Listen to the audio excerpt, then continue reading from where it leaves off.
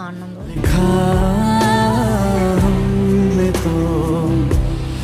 Class നേരത്തെ വിട്ടൊക്കെ കളിക്കാനുള്ള സ്ഥലമാണ്. ഈ ഏരിയ സേഫ് അല്ലാന്ന് അറിയില്ല. ഇയാളോടുള്ളപ്പോൾ എന്നെ ആരും ഒന്നും ചെയ്യില്ലെന്ന്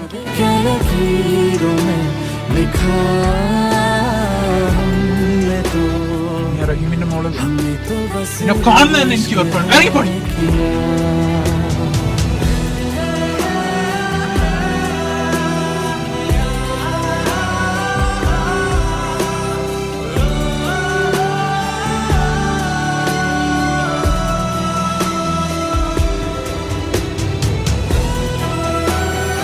എന്നെ പഠിച്ചിട്ടാണെങ്കിൽ അവളെ ഇറക്കി വിട്ടത്.